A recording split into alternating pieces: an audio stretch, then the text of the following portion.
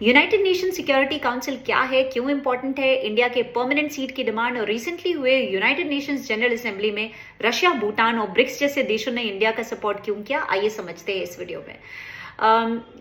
United Nations general assembly के 80th session में UNSC reforms की मांग दोबारा उठी है।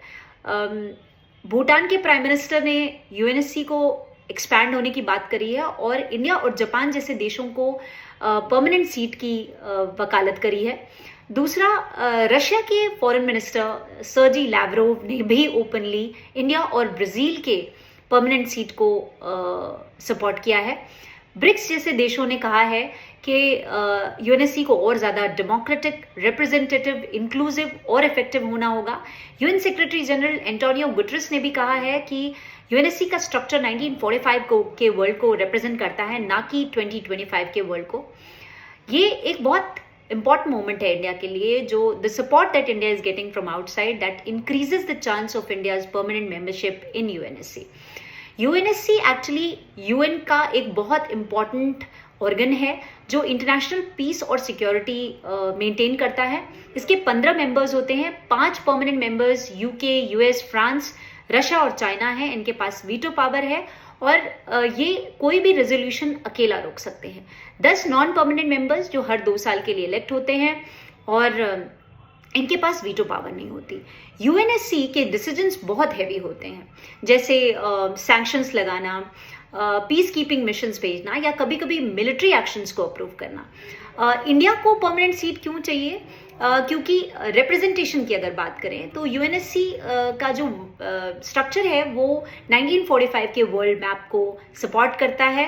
इंडिया जैसे देशों को अभी के टाइम पे इंक्लूड नहीं करना ये अनफेयर होगा।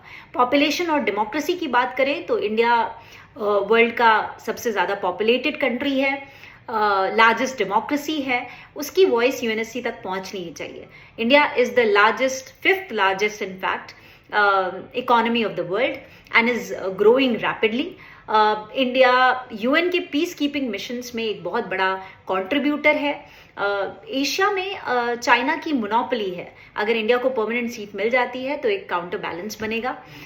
दूसरा, इम्पैक्ट क्या होगा इसका? अगर इंडिया को परमानेंट सीट मिल जाती है तो डेवलपिंग नेशंस की आवाज़ यूएनएससी तक पहुंचेगी। इंडिया अपने टूरिज्म, क्लाइमेट चेंज, सिक्योरिटी, जो साइबर सिक्योरिटी है या ट्रेड के जो भी पर्सपेक्टिव्स हैं वो ग्लोबल लेवल तक पहुंचा पाएगा। एक ग्लोबल रिकग्निशन मिलेगी एज अ वर्ल्ड पावर आपकी दुनिया में, और एशिया में एक काउंटर बैलेंस क्रिएट होगा चाइना की जगह पे।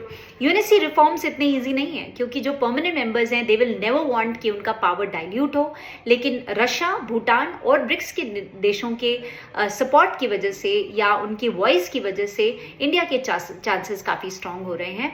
अगले आने वाले 10 सालों में क्या हम इंडिया को यूएनएससी के परमानेंट मेंबर्स में देख पाएंगे? कॉमेंट करके ज़रूर बताइए।